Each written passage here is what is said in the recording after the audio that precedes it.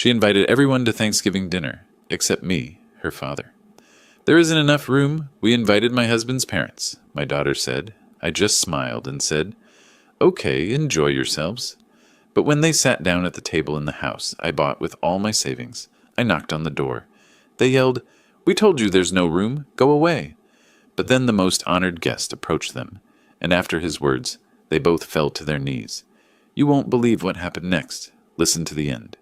Before we continue, please subscribe to the channel and write in the comments what time it is where you are now.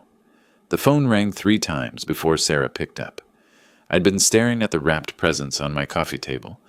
Construction set for Lucas, hardcover books for Emma, rehearsing what I'd say about Thanksgiving. "Hi, sweetheart. Just wanted to check in about next week. What time works for you?"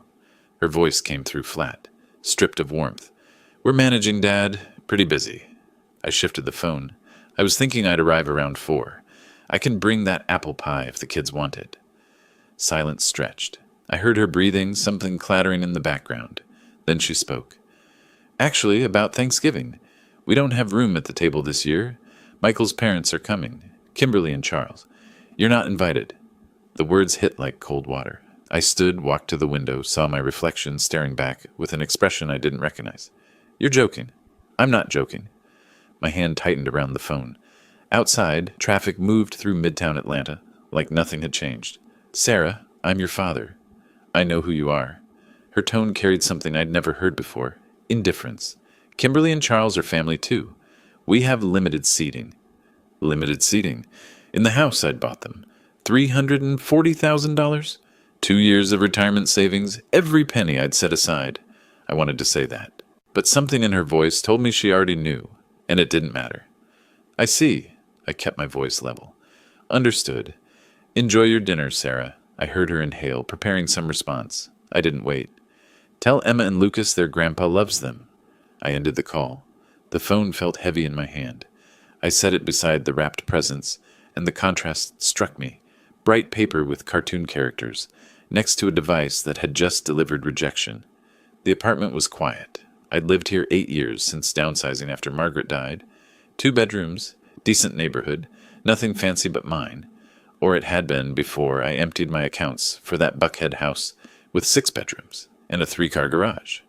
I walked to the kitchen drawer where I kept important documents, bank statements, insurance papers, and underneath, the house purchase receipt, $340,000. I'd signed those papers 2 years ago, watched Sarah cry with joy, watched Michael promise I'd always be welcome. Always be welcome. I spread the documents across my table. The mortgage company logo, the Buckhead address, payment breakdown, my signature at the bottom, slightly shaky because I'd been up since 4 that morning working a double shift. Regular firefighter hours plus evening safety inspector at the warehouse. I'd worked both jobs for 3 years after Margaret passed, not because I needed to, but because Sarah did. $45,000 in university debt that I cleared, year by year, shift by shift. The phone sat silent. It wouldn't ring tonight. Sarah wouldn't call back to apologize, to say she'd made a mistake. This wasn't a misunderstanding. This was a decision. I picked up the receipt again, ran my finger along the total. Most people my age had retirement plans, travel funds, emergency cushions. I had this apartment and a pension covering basics. I'd given everything else so Sarah could live in a neighborhood where people wouldn't ask uncomfortable questions about her background, where she could host parties without explaining her father used to pull people from burning buildings. The gifts sat in their bright wrapping. Lucas would turn 7 in March. Emma just turned 8 in September. Good kids, smart kids. Emma read above her grade level. Lucas could build anything, blocks, circuits, models. They called me Grandpa with genuine affection, at least they had 6 weeks ago, maybe 7. Sarah had started spacing out visits, finding reasons weekends didn't work. Holidays were complicated. Now I understood why. I looked at my reflection in the darkened window. 62. Gray hair cut military short from habit. Lines around my eyes from years of smoke and sun. I looked like what I was, a working man who'd spent his life keeping people safe, teaching younger firefighters how to stay alive. I'd never been ashamed of that. Never thought my daughter would be either. But somewhere between the wedding and the house purchase, Between Kimberly's arrival and Michael's jokes about my pension, Sarah had learned to be embarrassed. Learned that a father who'd worked 2 jobs to pay her debts wasn't the kind you displayed at Thanksgiving when the in-laws visited. The receipt crinkled as I folded it. I put the documents back, closed the drawer firmly. The wrapped presents remained on the coffee table, cheerful and absurd. I'd spent 2 weeks finding the right construction set, the right books. Imagine Lucas's face lighting up, Emma diving into the first chapter. Now those gifts would sit here, unclaimed. I sat down in my armchair, the same spot where I'd started this evening, full of plans. City lights outside cast shadows across the floor. Somewhere in Buckhead, in that 6-bedroom house I'd purchased, Sarah was probably explaining to Michael why she'd had to make that call. Probably telling him it went fine, that I'd understood, that there hadn't been any drama. She was right about that much. There hadn't been drama. I'd kept my dignity, kept my voice steady, ended the call cleanly. What I hadn't done was accepted. I sat there as evening deepened to night, as traffic sounds faded, as the world moved on without knowing James Washington had just been erased from his daughter's life. The phone never rang. The gifts never moved. And somewhere deep in my chest, something shifted. Not breaking, but hardening. The documents stayed spread across the table where I'd left them. I couldn't look away. $340,000, reduced to paper and signatures. My dinner sat cold on the kitchen counter, abandoned when I decided to call Sarah. That felt like years ago now. Margaret died 5 years back. Cancer, fast and merciless. I'd held her hand in hospice while she made me promise I'd take care of Sarah, help her finish university, build the life Margaret had always wanted for her. I'd meant that promise. Sarah's final year cost $45,000 I didn't have. I took the evening safety inspector job 3 months after the funeral. 8 hours at the fire station, 4 more at the warehouse. 5 hours of sleep a night for 3 years. She graduated with honors. Hugged me afterward, said she couldn't have done it without me. 2 years ago, she met Michael, investment banker, family money, private school Polish. He'd cataloged my apartment during dinner, worn furniture, outdated kitchen, fire department certificates. Polite enough, but his questions about firefighting felt like research, not interest. The wedding happened in 6 months. Sarah became Washington Miller. Kimberly introduced me at the reception with a smile that didn't reach her eyes. This is James, Sarah's father, the man who used to put out fires. Blue-collar work, you know. Michael comes from a business family. 3 months later, Sarah called about house hunting in Buckhead. They were short on the down payment. Michael's trust fund wouldn't vest for 2 years. They needed help, just this once. She'd pay me back once his promotions kicked in. I'd transferred everything. $340,000 from my retirement accounts. From the emergency fund I'd promised myself I'd never touch. Nearly everything I had beyond the pension. The house was beautiful. Sarah hugged me in the foyer, said Emma and Lucas would grow up knowing their grandpa made this possible. Michael shook my hand, talked about family looking out for family. That was 2 years ago. By Christmas, things shifted. Kimberly hosted gatherings, and my invitations came late, like afterthoughts.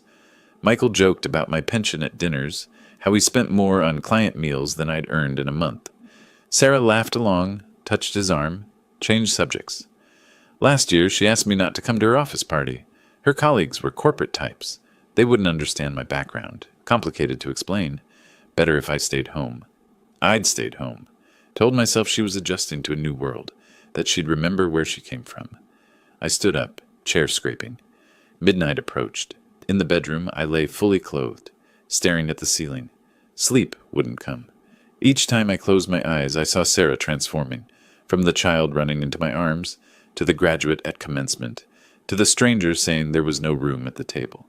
At 5 a.m, I gave up. Made coffee. Let the routine bring calm. The gifts sat where I'd left them. I picked up each one, felt their weight. Good construction set, hardcover books that would last. Emma and Lucas deserved these. I found a notepad, wrote the Buckhead address, though I had it memorized. Wrote the dinner time, 4 o'clock traditionally. Then, for Emma and Lucas, love, Grandpa. I taped the note to the gift bags, set them by the front door. 6 days until Thanksgiving.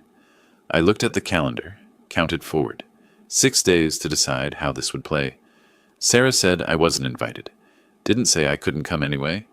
Didn't say there was no room to knock, to hand my grandchildren their presents, to make sure they knew I hadn't forgotten them. Coffee steamed in my hands. Dawn broke over Midtown, pink and orange against glass towers. Somewhere in Buckhead, Sarah was probably sleeping in that 6-bedroom house. Relieved the uncomfortable call was finished. She was wrong. This wasn't finished. This was starting. I sat with my coffee, watching the sunrise. The gifts waited by the door. The decision was made. In 6 days, I'd drive to that house, knock on that door, see my grandchildren, give them what I'd brought.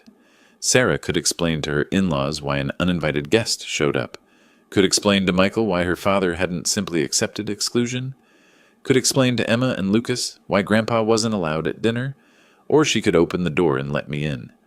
Either way, I was going. The days would pass, walks, groceries, news, routines, but my mind would be on that moment, that Thursday afternoon, that doorbell ringing in Buckhead. I'd worked double shifts for 3 years to put Sarah through school, emptied my retirement for her house, given everything to make sure my daughter succeeded. Now I'd give her one more thing, a choice. Turn me away in front of her children and live with what that taught them. Or remember that before she was Washington Miller, before Buckhead, before Kimberly and Charles, she was Sarah Washington, raised in a 2-bedroom apartment by a father who never stopped fighting for her.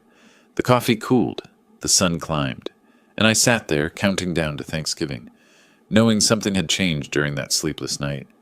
Sarah thought she'd made me disappear with a phone call. 6 more days until she learned differently. The 6 days between that decision and Thanksgiving passed slowly. I went through my routine, morning walks, grocery shopping, watching the news. But my mind was always on that moment when I'd knock on their door. Thursday arrived, Thanksgiving Day. I dressed simply, khaki pants, blue button-down, the jacket I'd worn to Margaret's funeral. Nothing fancy. The gift bags sat by my front door where they'd waited all week. At 4 in the afternoon, I picked them up and headed to my car. The drive to Buckhead took 25 minutes.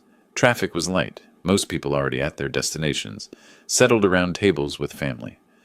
I turned onto Sarah's street, tires crunching over fallen leaves. The houses here belonged in magazines. Manicured lawns, stone facades, attached garages hiding luxury vehicles. I pulled up behind a BMW, then a Mercedes, then a Lexus SUV. Sarah's new friends, the people whose approval she'd traded me for. The house sat perfect in white, black shutters framing tall windows. Through those windows I saw them, candlelight flickering on crystal, women in cocktail dresses, men in blazers. Sarah moved past the dining room entrance, hair styled in some complicated updo, wearing a dress I'd never seen. Emma and Lucas wore matching holiday outfits, red velvet for her, navy suit for him. This was the life I'd purchased, the life I was excluded from.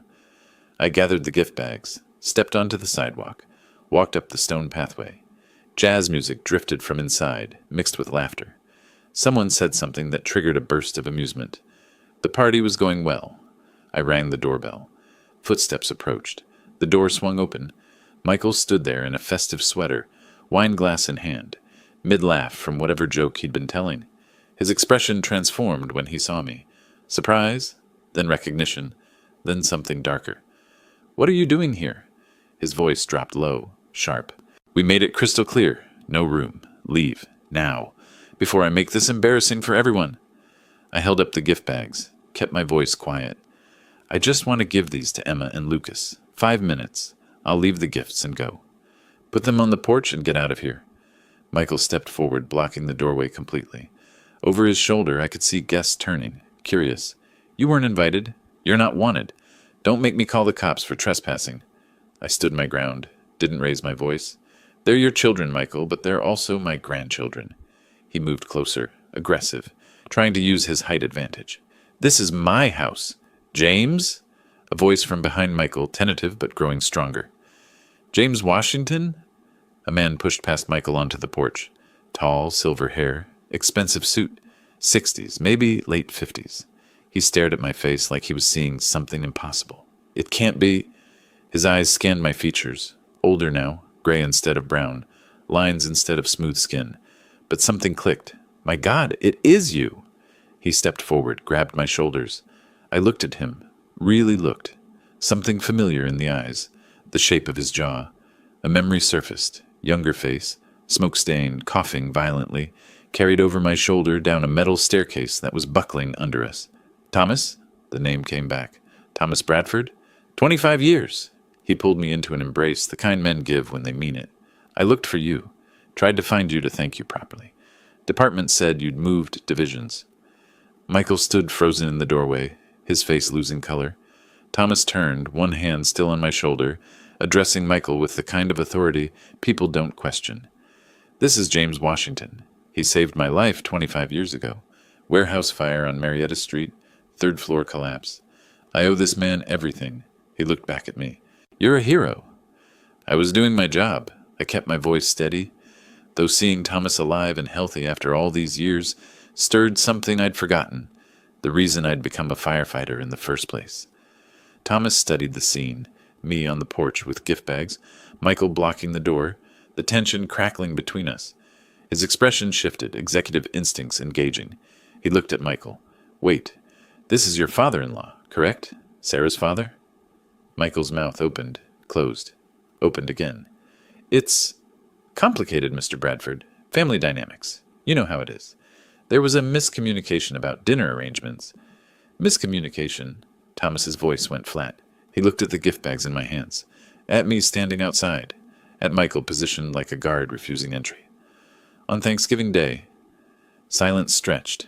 Inside, guests had stopped pretending not to watch. They crowded closer to the windows, faces pressed against glass, wine glasses forgotten. Thomas's posture straightened. When he spoke again, his voice carried the weight of someone used to making decisions that stuck. Let me be clear. I don't tolerate disrespect towards service veterans. James Washington ran into a burning building when others ran out. He carried me down 3 flights while the ceiling collapsed around us. He paused, letting that sink in. And you left him standing on the porch on Thanksgiving. Mr. Bradford, it's not... I've been regional director for 3 weeks. This is my first executive decision in Atlanta. Thomas looked directly at Michael, and I saw something in his expression that made me step back instinctively. Professional coldness that contrasted sharply with the warmth he'd shown me seconds before. You're fired, Michael. Consider it effective immediately. Don't report to the office tomorrow. You'll receive termination papers by mail. Michael's face drained of all color as he understood exactly who stood before him and what that meant. Michael's knees buckled. He dropped, actually fell forward, hands grasping at Thomas's pant leg. Mr. Bradford, please! His voice cracked, desperate. I have a mortgage. $2,400 a month. I have children. This was a misunderstanding. I didn't mean any disrespect. The kitchen door swung open. Sarah rushed out, apron over her dress, face pale. She saw me, saw Thomas, saw Michael on his knees. Her wine glass slipped from her fingers, shattering on the hardwood. Dad? What's happening? Why is... Your father wasn't invited to Thanksgiving dinner. Thomas's voice cut through her words. In the house he's standing outside of, carrying gifts for his grandchildren. Sarah's mouth opened, but no sound came. Her eyes darted between Michael, Thomas, me. Calculation happening behind her expression, trying to find the explanation that would fix this, the words that would make it okay. Now wait just a minute, another voice, shrill and indignant. Kimberly pushed through the crowd of guests, her diamond necklace catching the light. You can't fire someone over a family dinner. My son is an excellent employee. This is personal. This is... Thomas turned to her, and the look he gave could have frozen water. Ma'am, I can fire anyone who demonstrates character unfit for representing our company. Your son just demonstrated his character perfectly. He turned away, dismissing her completely. Michael was crying now, still on his knees, words tumbling out incoherently. The man who'd stood in the doorway minutes ago radiating aggression and control had disappeared, replaced by someone begging, grasping, breaking apart in real time. I stood there, gift bag still in my hands, watching something I hadn't planned, hadn't wanted. This wasn't why I'd come. I'd come to see Emma and Lucas, to let them know I hadn't forgotten them. Not this public destruction, but I couldn't stop it either. Thomas extended his hand to me. Come inside, please. Join us. You saved my life. Least I can do is share a Thanksgiving meal. I shook my head gently, took a small step backward. That's kind of you, Thomas. But I should go. Are you certain? Something in his expression told me he understood more than he was saying. that he recognized the situation was more complicated than he'd initially grasped. I'm certain. I looked past him into the house. Emma and Lucas stood in the living room doorway, eyes wide, not understanding what the adults were doing, but knowing something bad was happening, something that involved their grandfather, the man they hadn't seen in weeks. I stepped forward just inside the threshold, set the gift bags carefully on the console table beside expensive coats that cost more than my monthly pension, knelt down, feeling my knees protest, and opened my arms. They ran to me, small bodies colliding with mine, Emma's arms around my neck, Lucas gripping my jacket. I held them close, breathed in their shampoo smell, same brand Margaret used to buy, something with apples. These are for you, I said quietly, directly into their ears so only they could hear. Remember, Grandpa loves you very much, always? Why are you leaving? Emma's voice small and confused. Why can't you stay for dinner? I touched her cheek, then Lucas's. I have to go, sweetheart, but you'll see me again, I promise. Behind me, the chaos continued. Kimberly arguing with Thomas, Michael still on the floor, his father Charles finally stepping forward to help him up, Sarah crying, mascara running down her face, guests whispering, recording this on their phones probably, dinner party entertainment they'd never forget. I stood up, the motion taking more effort than I wanted to admit. Nodded once to Thomas, acknowledgement, gratitude, goodbye. Didn't look at Sarah, didn't look at Michael. Walked down the porch steps at the same measured pace I'd used coming up them. Dad! Daddy, wait! Sarah's voice behind me, high and breaking. Please, we can fix this. I didn't turn, didn't acknowledge. Just kept walking to my car while her voice continued calling, begging, trying to undo what couldn't be undone. The Honda's door handle felt cold under my fingers. I slid into the driver's seat, closed the door. The sound from the house muffled immediately. Sarah's crying, Kimberly's shrill protests, the murmur of shocked guests. Through the windshield, I could see them. Michael being helped to his feet by Charles, his face red and wet. Sarah collapsed against the doorframe, apron strings hanging loose. Guests crowded at the windows, phones out, capturing everything. Thomas standing apart from the chaos. Arms crossed, expression unreadable. I sat there, hands on the steering wheel. Engine still off. Satisfaction tasted bitter in my mouth. This wasn't what I'd wanted. I'd wanted to see my grandchildren, give them their gifts, show them they hadn't been forgotten. Instead, I'd witnessed the destruction of Michael's career, my daughter's social humiliation, a Thanksgiving dinner transformed into a scene guests would talk about for years. But even as I thought that, another part of me, the part that had sat alone in my apartment while Sarah laughed with Kimberly and Charles, the part that had been excluded from my own daughter's life after giving her everything. That part whispered something different. This wasn't enough. They needed to understand not just consequence, but recognition. Real recognition of what they'd done, what they'd thrown away, who they'd become. I turned the key. The engine caught. In the rearview mirror, I saw Emma and Lucas pressed against the front window, hands on the glass, watching me leave. I pulled away from the curb slowly, carefully, like a man with nowhere urgent to be. Behind me, the house I'd bought blazed with light and chaos. Ahead, the street stretched empty and quiet. The drive home felt longer than 25 minutes. I drove home that night, satisfaction fading into something heavier. Sleep didn't come easy. When Friday morning arrived, my phone started ringing. I let it ring 3 times before answering. Dad, please, Sarah's voice shook, raw from crying. You have to help us. Call Mr. Bradford. Tell him it was a mistake. We can't afford the house without his salary.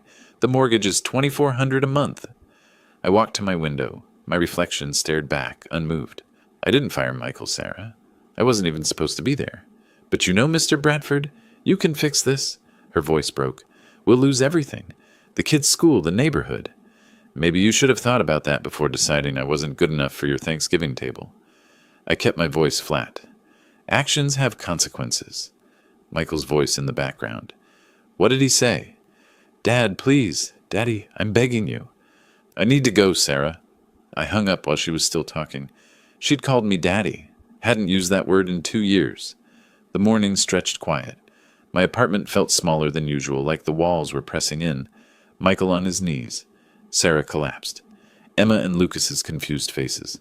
I'd wanted them to understand consequences. Now they did. But was it enough? I pulled a cardboard file box from my closet. Inside lay everything from the house purchase: bank transfers, mortgage documents, the gift agreement I'd drafted myself. I spread the papers across my dining table, found the paragraph I'd handwritten at the bottom. This gift is provided to support our family and maintain the close family bonds that have always defined us. My handwriting slightly shaky from exhaustion, but sincere. Close family bonds. They'd excluded me from Thanksgiving in the house I'd bought with every penny of my retirement. I found my old address book, flipped to A. Robert Anderson's entry showed 3 crossed-out numbers. I tried the most recent. Anderson Legal Services. Robert Anderson, please. James Washington. I worked with him on arson investigations. One moment. Hold music played. I waited. James Washington? Robert's voice came through warm, surprised. It's been 7 years. I retired in 2018. I need legal advice about a property gift. Family matter. Keys clicked. I have an opening this afternoon at 2. I'll be there. Robert's office occupied the 3rd floor near 5 Points. I arrived early with the file box, sat reading old magazines. When called, I followed his secretary down a hallway, lined with law degrees. Robert stood, extended his hand. Silver hair where there'd been brown, reading glasses that were new. Good to see you, James. Coffee? Please. He poured while I settled in. The coffee was better than expected. Tell me what's happening. I told him everything. Margaret's death, Sarah's education debt, double shifts, the wedding, the house purchase, Thanksgiving exclusion, Michael's hostility, Thomas Bradford's unexpected appearance, and the firing. Robert listened, taking notes. When I finished, he sat back. That's quite a week. It's not over. That's why I'm here. What are you looking for? I gestured to the box. The house. I gave them $340,000. Sarah promised to pay me back. That never happened. Instead, they started treating me like an embarrassment. Robert leaned forward. The gift? Did you document it? Everything's in the box. May I? He pulled on reading glasses, sorted through papers, found the gift agreement, studied it. His eyes stopped on the handwritten paragraph. Read it twice. Looked up. Did you write this section yourself? About maintaining family bonds? I did. I wanted them to understand it wasn't just money. His expression shifted. James, under Georgia law, gifts with explicit conditions can be challenged if those conditions are violated. I didn't know that when I wrote it. He turned to his computer, pulled up a legal database. Pages scrolled. He clicked, read, nodded. This changes everything. He looked over his glasses. This language, support our family and maintain close family bonds. That's conditional. The Thanksgiving exclusion could be interpreted as material breach. Meaning what? Meaning we have grounds to challenge the gift. We could demand compensation, potentially seek return of property, or significant value. He leaned back. We could file for half the house's value, $170,000, or request 50% ownership. Either option is defensible. I sat with that. Half the house I'd paid for entirely. I don't want to destroy them, I said carefully. I just want recognition, respect, acknowledgement of what I gave. Robert's expression softened. Sometimes the best way to get recognitions is through leverage. File the claim, create legal pressure. They'll understand quickly what they threw away, then negotiate from strength. And if they can't pay, then they lose the house, or give you half ownership, or come to the table ready to truly appreciate what you did. He paused. I've seen many family disputes. The ones where people learn genuine lessons are the ones with real consequences, not accidents like the firing. Real, intentional accountability. I looked at the papers on his desk, the gift agreement with my shaky handwriting, bank transfers showing $340,000 moving from my accounts to theirs. Years of my life converted to numbers. Robert was explaining options, court challenges, negotiation leverage, settlement possibilities, but I'd already decided they needed to learn. The papers would be filed by Monday. Robert worked over the weekend preparing the documents. I waited, checked my phone constantly for his confirmation text. It came Monday evening. Letter sent via certified mail. They'll have it by Wednesday morning. Tuesday crawled. I pretended to read, watched television without seeing it, made meals I barely tasted. Wednesday morning I woke early, made coffee, sat on my couch with my phone beside me. The text arrived at 10:15. Delivered and signed for. Michael Miller accepted at 9:47 a.m. standing by for next steps. I set the phone down, made fresh coffee, waited. They didn't call immediately. Smart, they were consulting their own lawyer first, trying to understand what they were facing. I spent the day imagining their reactions. Michael reading the legal letter, hands shaking. Sarah crying. Frantic calls to attorneys. Desperate calculations of their financial situation. Thursday morning, I contacted the mortgage bank, asked for the loan officer handling their account, explained professionally that there was a legal dispute regarding property ownership that might affect the title, provided Robert's contact information for verification. The loan officer thanked me for bringing it to their attention, said bank policy required notifying borrowers when litigation affected collateral, said they might need additional security. I hung up, feeling that familiar satisfaction mixed with something heavier, real-world consequences unfolding in real time. That afternoon, I searched Michael's name online, found a professional forum for logistics managers where someone mentioned that guy who got fired on Thanksgiving for disrespecting a veteran. The post had 17 comments, most expressing shock, some sharing the story further. Michael's LinkedIn showed recent activity, connections with recruiters, inquiries at various companies, but no announcements of new employment. His reputation was damaged. The story had spread through Atlanta's professional community like smoke through a building. My phone rang at 4:30, Sarah's number. I let it ring 4 times before answering. "Dad?"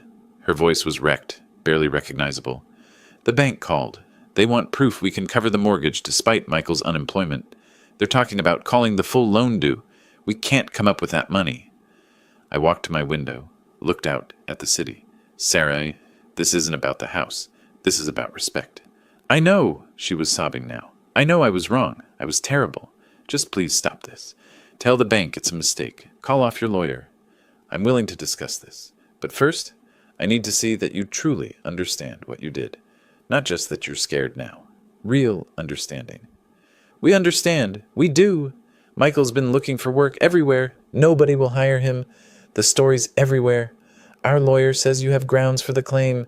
We could actually lose the house." Her words tumbled over each other, desperate and frantic. "Emma asks about you every day. She doesn't understand why Grandpa left. Lucas cries at night."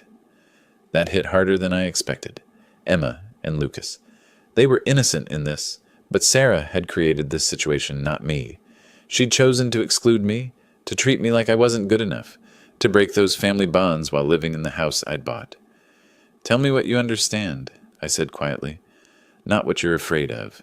What you actually understand about how you treated me." Silence. Then Michael's voice in the background, loud and breaking. "Tell him we'll do whatever he wants. Apologize. Visit every week. Whatever. Just make this stop." Something crashed. Glass breaking.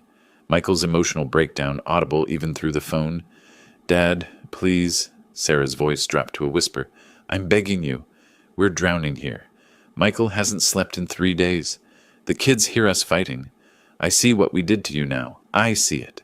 We made you feel like you weren't family, like you weren't good enough, after everything you gave us." "That's right," I said. "After everything. The money was just money, Sarah. It was what it represented. I emptied my retirement so you could have that house, so Emma and Lucas could grow up in a good neighborhood, so you could have the life your mother and I always wanted for you." "I know." She was crying so hard she could barely speak. "I know, Dad. I'm so sorry." "Sorry because you're scared, or sorry because you understand?" "Both. Both. I was ashamed of you, and I shouldn't have been. You're my father. You worked 2 jobs to put me through school. You gave us everything." Her voice cracked completely. "And I treated you like you were embarrassing, like you weren't worth a seat at my table. I'm sorry. I'm so sorry." I stood there, phone pressed to my ear, listening to my daughter break down. Part of me wanted to tell her it was okay, that I'd call Robert and stop everything. Part of me remembered sitting alone in my apartment on Thanksgiving while she laughed with Kimberly and Charles in the house I'd bought. "Sarah, I need time to think about what I'm willing to accept, what would actually make this right. Anything. Dad, anything. I'll contact you when I'm ready to discuss terms. But Dad, the bank..." I hung up while she was mid-sentence. The silence afterward felt heavier than I expected. I sat down on my couch, phone still in my hand. Outside, the city moved on. Cars passed, people walked dogs. Life continued normally for everyone except the family in that Buckhead house, who'd learned that actions have consequences, that respect can't be taken for granted, that family bonds matter. They were learning, but I hadn't decided yet if the lesson was complete. I didn't call Sarah back for 3 days. Let them sit with uncertainty, wonder what I'd demand. Meanwhile, their situation deteriorated further. Monday morning, I received an email from Robert. Attachment: legal response filed by Sarah and Michael's attorney. I read it at my kitchen table over coffee that had gone cold. Their strategy was clear. Claim the gift was unconditional. Gather witnesses to testify I gave the money freely. Paint me as a vindictive old man weaponizing a family disagreement. Their lawyer was Marcus Webb from Preston and Associates. Expensive firm, $3.50 an hour according to Robert. They're fighting, I said when I called Robert back. Expected. Webb's good, but he's working with bad facts. Robert sounded confident. I'm requesting discovery on their communications. If there's anything in writing showing you expected ongoing family connection, we'll find it. 2 days later, Robert called again. This time, his voice carried excitement. James, I found it. Sarah's text messages from March 2024. Listen to this. Papers rustled. To her friend Jennifer. Dad gave us the house money but constantly reminds us. He wants more attention. It's exhausting being grateful forever. I sat down slowly. She wrote that? 2 years ago, she already felt that way? She literally admits you expected something in return. Family connection. That's a condition, James. Webb can argue all he wants, but this text proves it. I stared out my window. I wasn't asking for much, Robert. Just to be part of their lives. I know. That's what makes this so strong legally. You wanted the basics. Respect, inclusion. They couldn't even manage that. While their legal strategy crumbled, Michael's situation collapsed. I learned through Robert's investigator that Southern Supply Chain Solutions was refusing to provide any reference. The termination circumstances, disrespecting a veteran, firing witnessed by dinner guests, made him radioactive in Atlanta's logistics community. He'd been job hunting for 2 weeks. Nothing comparable materialized. Finally, desperate, he took a position at a distribution warehouse. $18 an hour. Loading boxes. The investigator sent photos. Michael in work boots and safety vest, scanning packages on a dock, surrounded by workers half his age. $78,000 a year to $18 an hour. The math was devastating. Robert's update came via email with attachments I didn't want to see but needed to understand. Bank statements showing their account at $847. Mortgage statement with red stamp. Late payment. December's payment missed. Late fees accumulating daily. Sarah had called Kimberly begging for help. The investigator had a source, probably someone in their social circle who'd witnessed the call. Kimberly refused, said they'd already spent $3,500 on Marcus Webb, that if James was being unreasonable, that wasn't their problem. We warned you about marrying beneath our standards, Kimberly had said, according to the source. The irony wasn't lost on me. I was beneath their standards, the man who'd given them everything. That evening, Robert called with the final piece. Court date set. Preliminary hearing, December 12th. Judge Patricia Thornton presiding. She's fair, experienced, no nonsense. 2 days, I said. Come to my office Thursday morning. We'll prepare. 3 hours minimum. I want you ready for anything Webb might try. I'll be there. After hanging up, I walked to my wall calendar, found December 12th, marked it with red pen. The endgame was approaching. I thought about Emma asking why Mommy cried all the time. About Lucas saying Grandpa James wasn't mean. He'd given him the Lego set.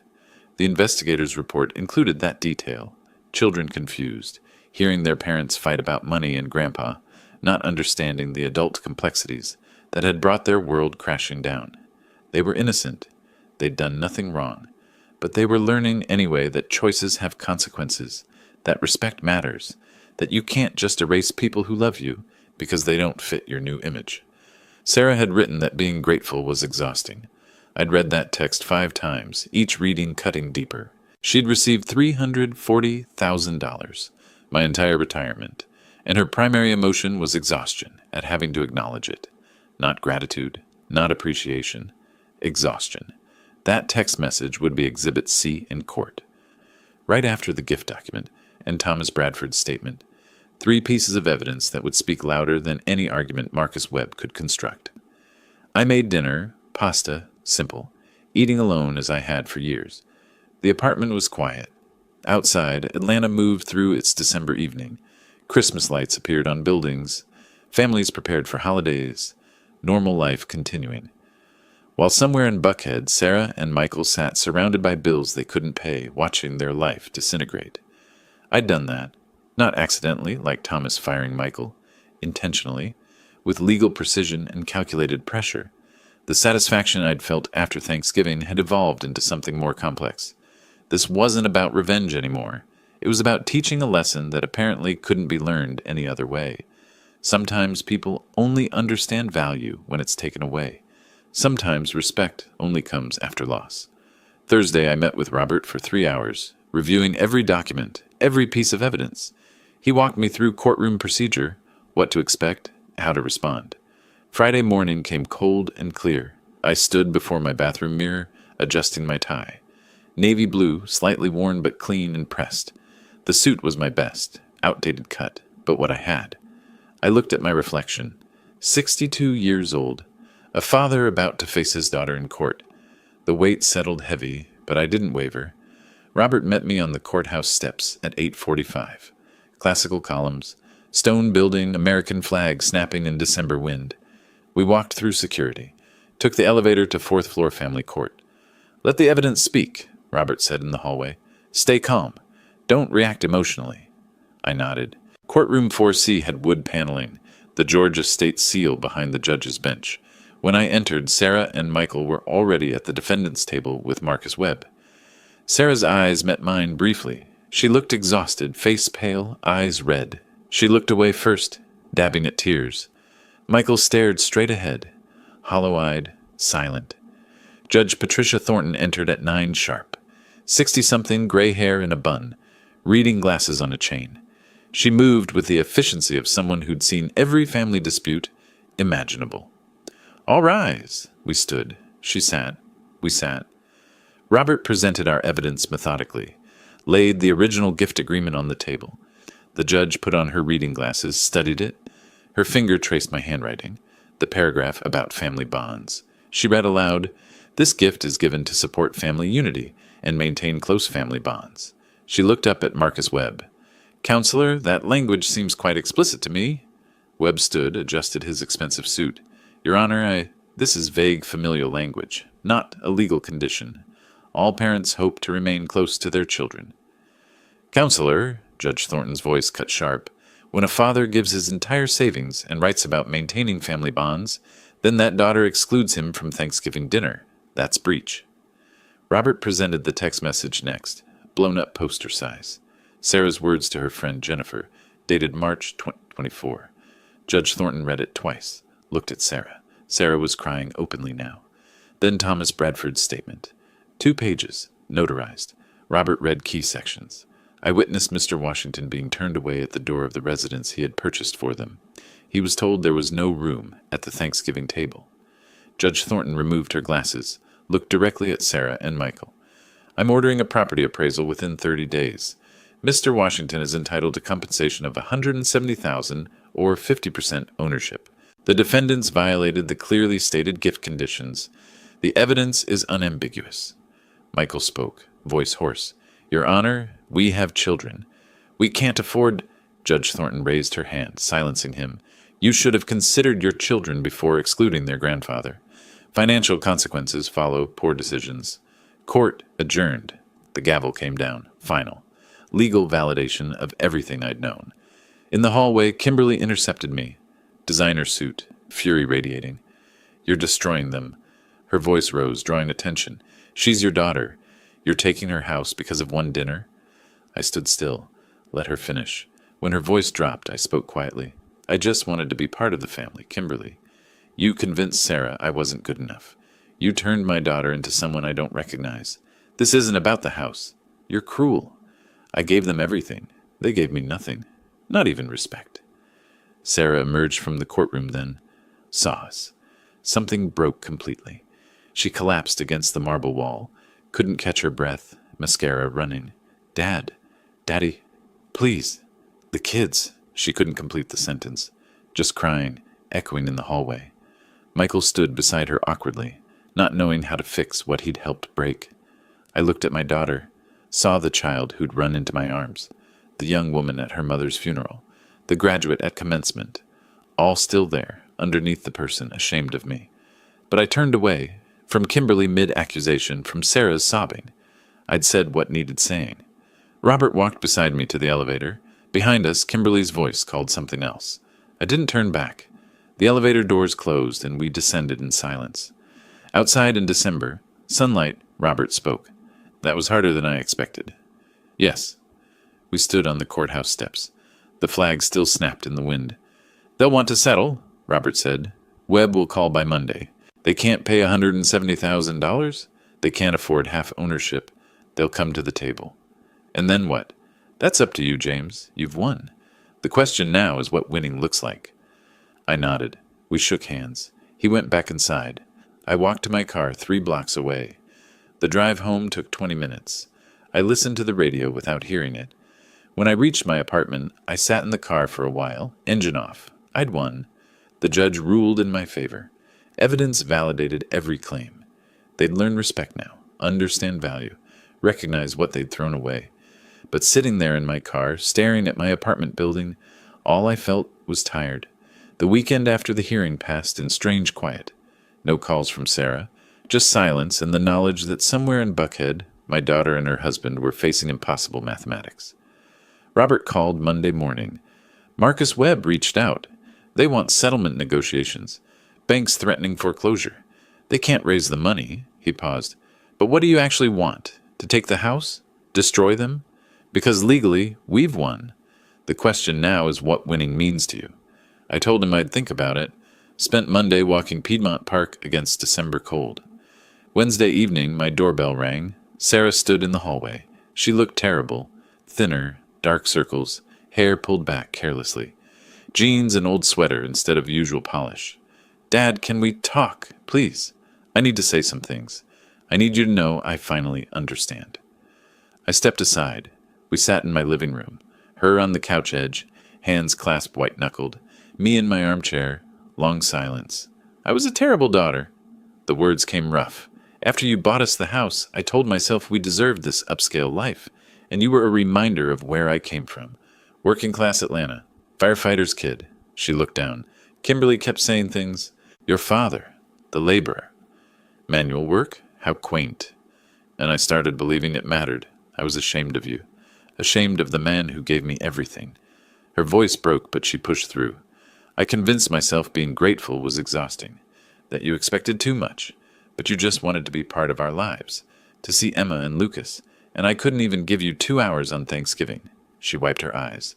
Michael got a new job, $52,000 at a small supply company. Combined with my salary, we make $107,000. The mortgage is $2,400 monthly. We're 2 months behind. The bank wants $4,800 plus penalties. Your claim is $170,000. We have $847. You're losing the house regardless? Yes. Even if you dropped your claim tomorrow, the numbers don't work. She looked up. I came to tell you, I'm sorry. Really sorry. Not because I'm scared.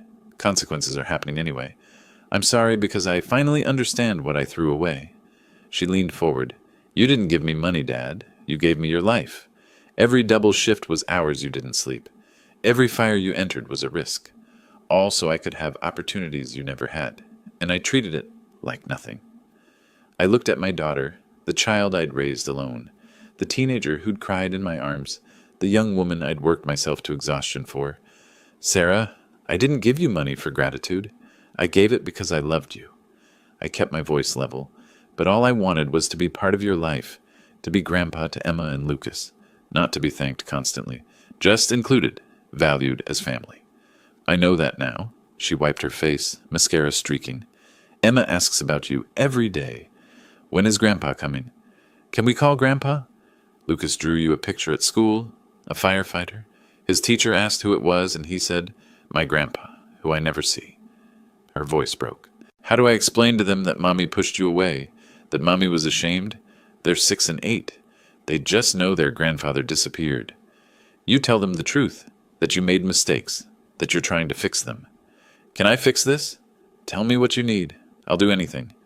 I leaned back. I don't know yet, Sarah. I need to think. This isn't about punishing you anymore. But I can't pretend nothing happened. You cut me out.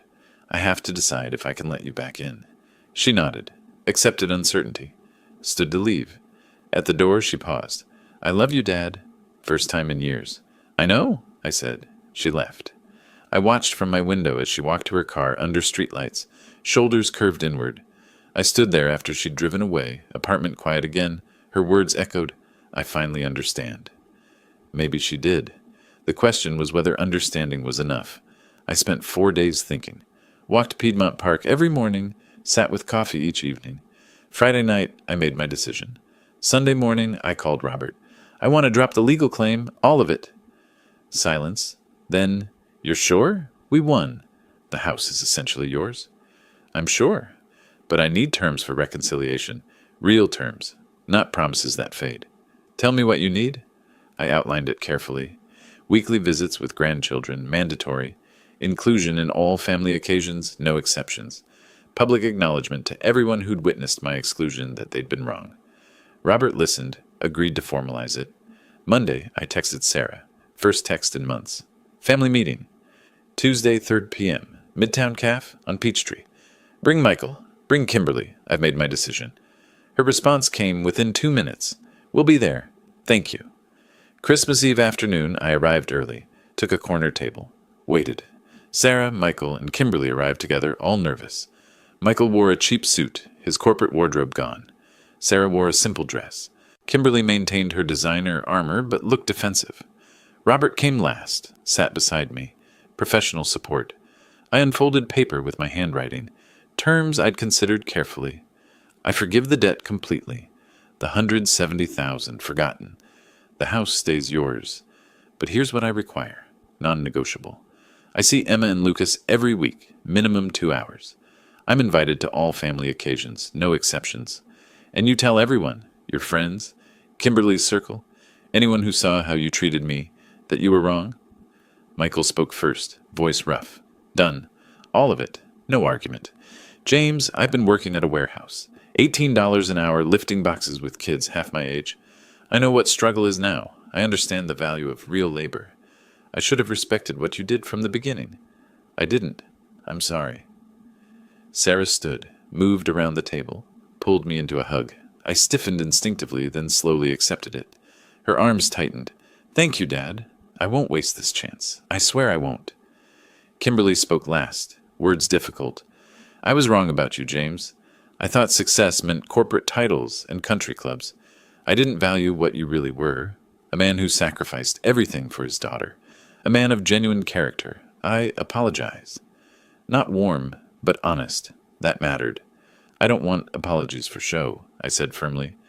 I want to see it in actions. Consistent actions. Emma and Lucas deserve a grandfather present in their lives. But this relationship is built on respect now. Mutual respect. Not obligation. Not guilt. Respect. They all nodded. Robert produced a formal document. Simple. 1 page. Terms clearly stated. Everyone signed. Legal and binding, but more importantly, a commitment to change. Christmas morning dawned cold and clear. I dressed carefully, gathered gifts I'd bought weeks ago, construction set for Lucas, book collection for Emma, thoughtful items for Sarah and Michael. I drove to Buckhead, the house I'd purchased, returning now as welcomed family instead of excluded parent. The irony wasn't lost on me. The door opened before I reached it. Emma and Lucas burst out into December morning. Grandpa! They tackle-hugged me, nearly knocking me backward. I laughed, genuinely laughed for the first time in weeks. Emma grabbed one hand, Lucas the other, pulling me inside with excited chatter. The tree was decorated beautifully. Dinner smells filled the air, turkey, stuffing, all the traditional scents. Michael stood in the kitchen doorway, awkward but sincere. Thank you for this, James, for the second chance we don't deserve. I'll spend the rest of my life proving worthy of it.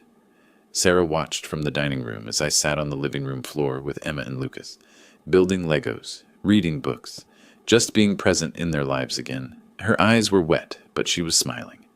Real smiling, the kind I hadn't seen in years. Later, in the kitchen, while Michael carved turkey, Sarah spoke quietly beside me. This isn't me forgetting what happened, Dad. This is me choosing to move forward. But if this relationship fails again, I won't give you another chance to fix it. I won't fail you again. I promise on Emma and Lucas, on everything that matters. The day passed in warmth and normalcy I'd thought lost forever. Emma showed me her art project. Lucas demonstrated his newest Lego creation. We ate dinner together at the table. All of us, no one excluded. Simple moments that meant everything. A week later, I met Thomas Bradford for coffee. Two old firefighters in a downtown cafe, catching up like the friends we should have been all along. I heard you settled with your daughter, he said. Gave up the legal claim entirely. That took real strength, James. More than running into burning buildings ever did. I didn't want revenge, Tom. I wanted recognition. I wanted my family back on terms of mutual respect. I sipped my coffee. There's a difference between justice and vengeance. Justice means making things right. Vengeance just destroys. I got what I actually needed. Recognition that I have value, that I matter. The money was never the point. He nodded slowly, understanding in his eyes. Sometimes the hardest fires to put out are the ones in families. No water can reach those. No, I agreed, but sometimes truth can, and boundaries, and consequences that teach without destroying completely. I finished my coffee and watched the city through the window. Somewhere across town, Emma was probably showing Sarah the drawing she'd made me last night. A fire truck with Grandpa's truck, written in careful crayon letters. Lucas was probably building something with the construction set, creating elaborate structures that defied physics, but worked in his imagination. Life had given me something better than revenge. It had given me my purpose back, not just as a father, but as a grandfather, as family. The house in Buckhead wasn't mine legally, but the family inside it was, and that had always been what mattered. That had always been the point of everything. The double shifts, the sacrifices, the $340,000, not gratitude, not ownership, just family, just love, just being included in the lives of people who mattered most. I stood, shook Thomas's hand, walked out into December sunlight, drove home to my modest midtown apartment, and for the first time in months, maybe years, I felt at peace. If you liked this story, please like this video, subscribe to the channel, and share your impressions of this story in the comments. To listen to the next story, click on the box on the left. Thank you for watching.